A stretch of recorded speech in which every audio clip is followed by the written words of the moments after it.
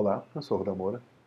Nós estamos vendo o programa que é uma calculadora e uma linguagem que nós estamos implementando utilizando o IAC, que é uma ferramenta que gera código em C. E essa ideia toda está dentro do livro Unix Programming Environment, no capítulo 8. Nós estamos exatamente no estágio 3 agora, no calculador. A calculadora está implementada nesse nível. Eu chamo de Calc, no caso do livro ele chama de ROC, é o ROC 3, nós estamos aqui nesse mesmo patamar agora. E para ficar no mesmo patamar, eu tive que implementar as variáveis de tamanho arbitrário e as funções embutidas. As variáveis podem ser constantes também, como é o caso aqui, por exemplo, o π, 3,14, né?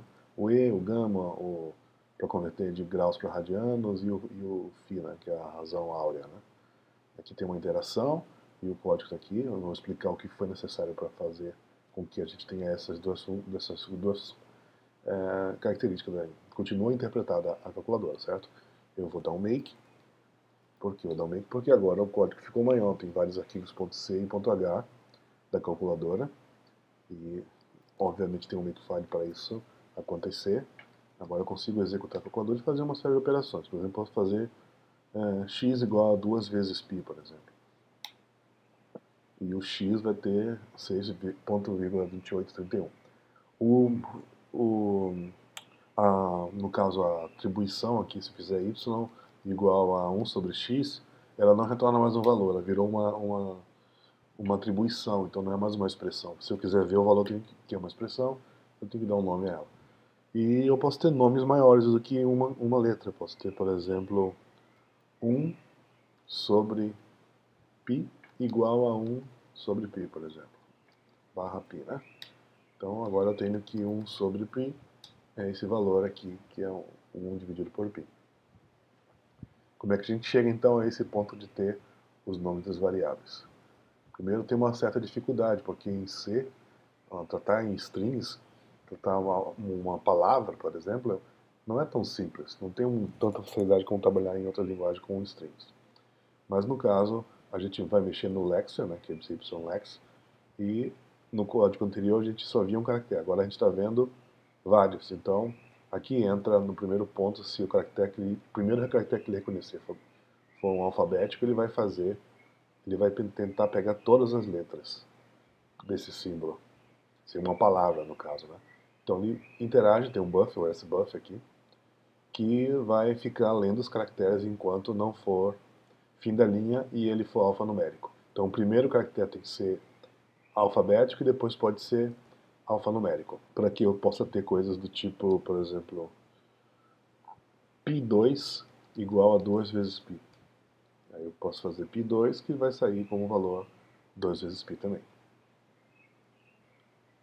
Um detalhe importante é que o buffer tem 100 caracteres, então no máximo a gente pode ter 100 caracteres. Na verdade 99, porque o barra também conta, né? E senão ele vai dar um erro que o nome é muito comprido. Essa parte toda é só para ler uma palavra. Depois que ele lê a palavra, ele procura ver se tem um dicionário. Se não tiver, ele vai incluir dentro do dicionário, da tabela de símbolos, no caso. Senão, ele dá algum outro problema, porque não tem memória e tudo mais. Essa é a parte do analisador léxico que permite ler uma palavra e depois essa palavra pode ser tanto uma variável quanto pode ser uma função embutida ou pode ser também um valor indefinido, que é uma variável que não tem valor criado ainda. Para isso a gente viu até no vídeo anterior a tabela de símbolos, que esses são que estão dentro desse símbolo .c e .h, a gente vai olhar depois. E com isso a gente consegue ter a calculadora fazendo as operações que a gente queira. Por exemplo, pode fazer seno de π sobre 2, que dá 1, seno de π sobre 4, que dá aquele valor ali, seno de π sobre 6, aí tem tal valor, log de 10, dá 1 no caso, né? Log binário, né? Log na base 2 de 1024, dá 10. A tabela de símbolos, a gente acrescentou novos elementos. Antigamente tinha só o nome do símbolo, agora tem o tipo que ele representa. Pode ser uma variável ou uma função. Então aqui o union, o aqui trata justamente de poder conter tanto um quanto o outro, e aqui diz o que ele é, e o próximo elemento. Temos duas funções auxiliares para instalar um novo símbolo na tabela e para procurar um novo símbolo na tabela. Isso aqui é só a API, e aqui temos as funções implementadas. Para inicializar os símbolos e no caso as funções, a gente tem um init.c que ele cria duas tabelas, uma tabela de constantes e outra tabela de funções built-in. As constantes mapeiam diretamente o nome para o valor double, né? Como está aqui, o nome e o valor double.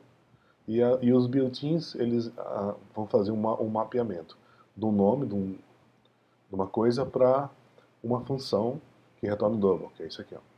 Uma função que retorna o double. E algumas têm um nome especial. Aqui é de C mesmo, da biblioteca C, mas essas são funções que têm uma checagem para ver se não está fora do alcance, no caso. E aqui esse init é o que popula, né, na tabela de símbolos no caso com o install, né, as constantes e as built-ins também. E com isso a gente consegue inicializar nossa calculadora e executar. A calculadora, então, para inicializar, a gente chama o init, né, daquele init.c, né, e vai para o pasta direto. E aqui eu botei o setJump, que é toda vez que tem algum problema, ele vai continuar executando normalmente. Eu deixei um código mais parecido com o Rock3, se você olhar no livro vai entender melhor o que eu quis dizer com isso. Agora vem a gramática, que foi alterada.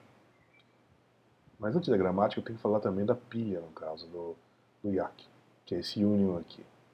Ela foi alterada, agora em vez de ter um index, ele tem um symbol. Sim, e tem anteriormente me enrolou que é o valor double no caso. Ok? E aí nós temos os tokens, por exemplo, o number é um valor no double, né? Já o built-in, o var e o undef são symbols. Ok?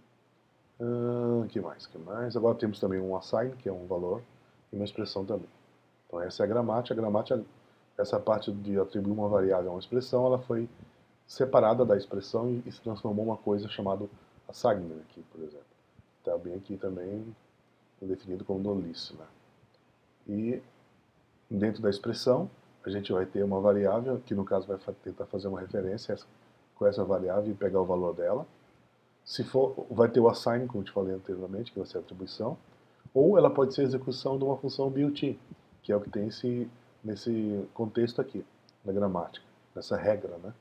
Que se for um built-in, entre parênteses, uma expressão, ele vai executar essa expressão conforme esse padrão aqui, né? Retorna, chama o ponteiro da função, né? Executa um parâmetro do $3, que está bem aqui, $1, $2, $3, lembrando, e executa e retorna o valor para a pilha do stack, do YAC, desculpa.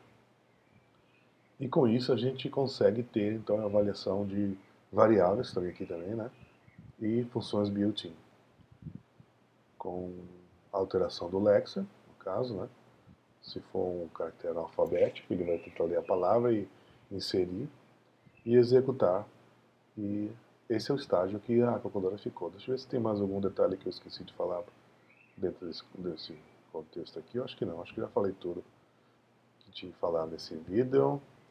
No final do capítulo tem umas sugestões de implementação que eu vou fazer provavelmente num outro vídeo. Eu espero que de alguma maneira tenha sido interessante ou explicado alguma coisa útil.